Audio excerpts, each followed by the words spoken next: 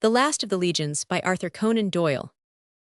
Pontus, the Roman viceroy, sat in the atrium of his palatial villa by the Thames, and he looked with perplexity at the scroll of papyrus which he had just unrolled. Before him stood the messenger who had brought it, a swarthy little Italian, whose black eyes were glazed with want of sleep, and his olive features darker still from dust and sweat.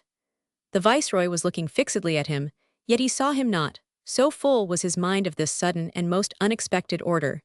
To him it seemed as if the solid earth had given way beneath his feet. His life and the work of his life had come to irremediable ruin.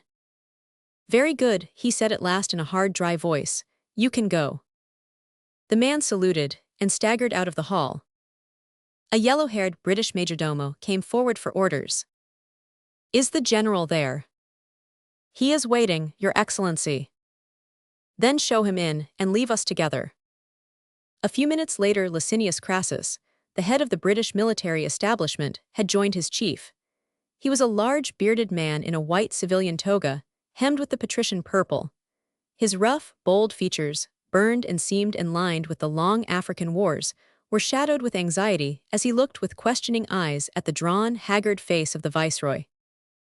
"I fear, Your Excellency, that you have had bad news from Rome." "The worst, Crassus. It is all over with Britain. It is a question whether even Gaul will be held." "St. Albus save us, are the orders precise?"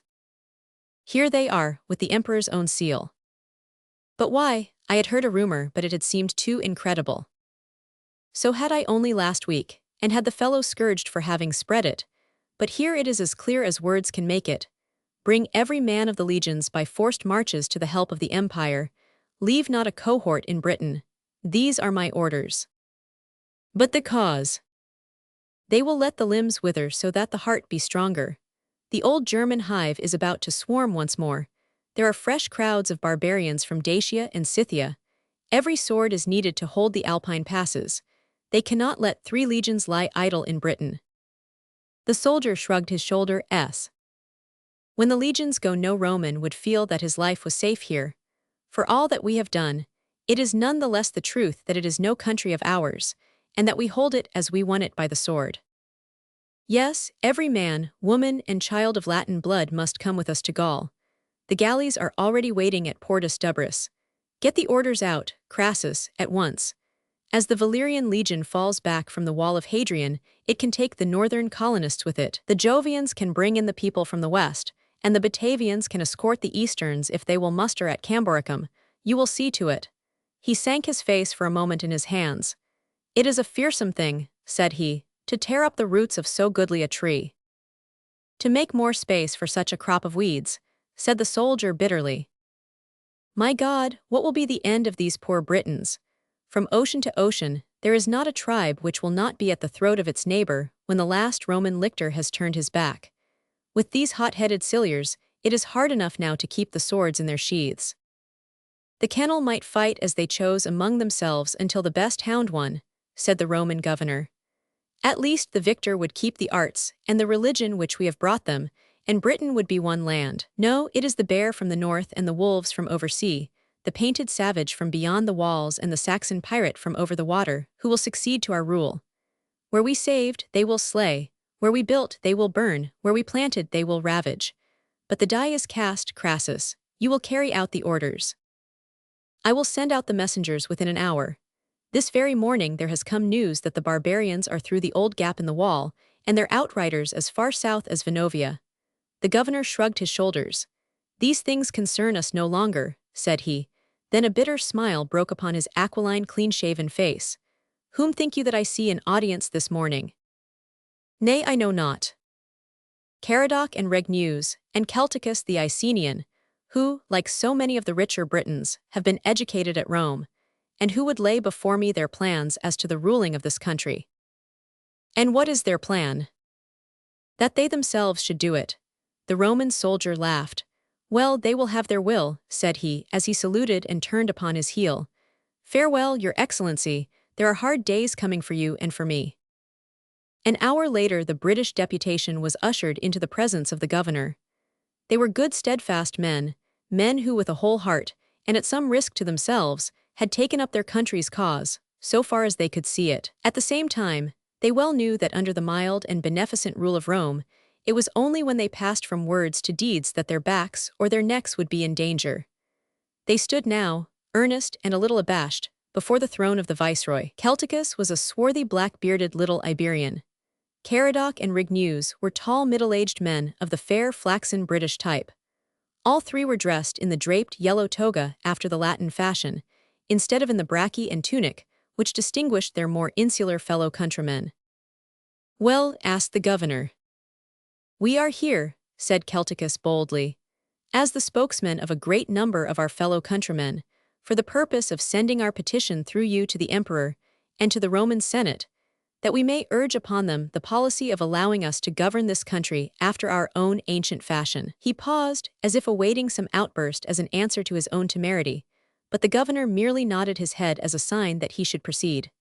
"We had laws of our own before ever Caesar set foot in Britain, which have served their purpose since first our forefathers came from the land of Ham.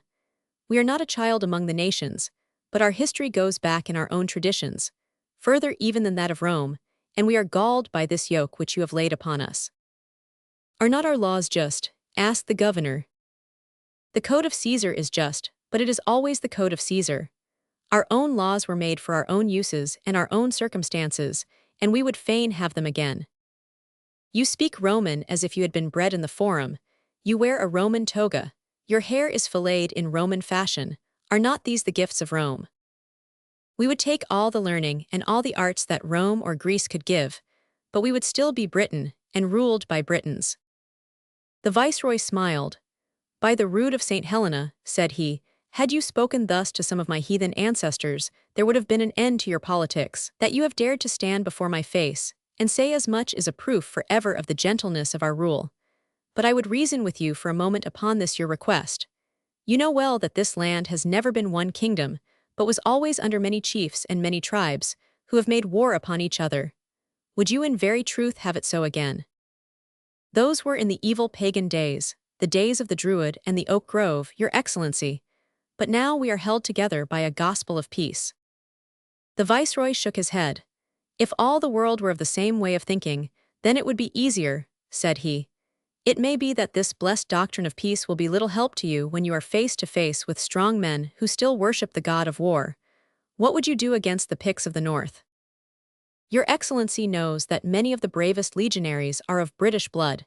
These are our defense. But discipline, man, the power to command, the knowledge of war, the strength to act, it is in these things that you would fail. Too long have you leaned upon the crutch. The times may be hard, but when we have gone through them, Britain will be herself again." "Nay, she will be under a different and a harsher master," said the Roman. "Already the pirates swarm upon the eastern coast. Were it not for our Roman count of the Saxon shore, they would land tomorrow. I see the day when Britain may indeed be won, but that will be because you and your fellows are either dead or are driven into the mountains of the west.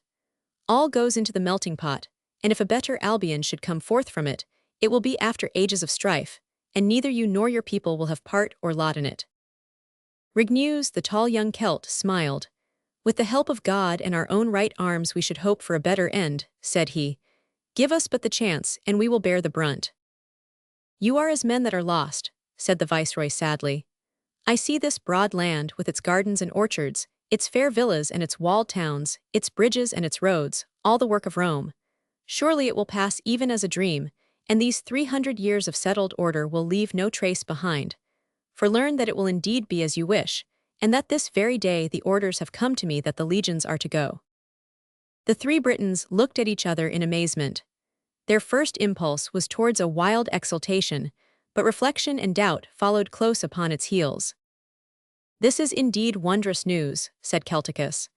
"This is a day of days to the motherland. When do the legions go, your excellency, and what troops will remain behind for our protection?" "The legions go at once," said the viceroy. "You will doubtless rejoice to hear that within a month there will be no Roman soldier in the island, nor, indeed, a Roman of any sort, age, or sex, if I can take them with me." The faces of the Britons were shadowed, and Caradoc, a grave and thoughtful man, spoke for the first time. "But this is over sudden, your excellency," said he. "There is much truth in what you have said about the pirates. From my villa near the fort of Anderida, I saw 80 of their galleys only last week, and I know well that they would be on us like ravens on a dying ox. For many years to come, it would not be possible for us to hold them off." The viceroy shrugged his shoulders. "It is your affair now," said he. "Rome must look to herself." The last traces of joy had passed from the faces of the Britons. Suddenly the future had started up clearly before them, and they quailed at the prospect. "There is a rumor in the marketplace," said Celticus, "that the northern barbarians are through the gap in the wall. Who is to stop their progress?" "You and your fellows," said the Roman. Clearer still grew the future, and there was terror in the eyes of the spokesmen as they faced it. "But, Your Excellency, if the legions should go at once, we should have the wild Scots at York, and the Northmen in the Thames within the month. We can build ourselves up under your shield, and in a few years it would be easier for us. But not now, Your Excellency, not now." "Tut, man, for years you have been clamoring in our ears and raising the people. Now you have got what you asked. What more would you have? Within the month you will be as free as were your ancestors before Caesar set foot upon your shore." "For God's sake, Your Excellency, put our words out of your head. The matter had not been well considered. We will send to Rome. We will ride post-haste ourselves. We will fall at the emperor's feet.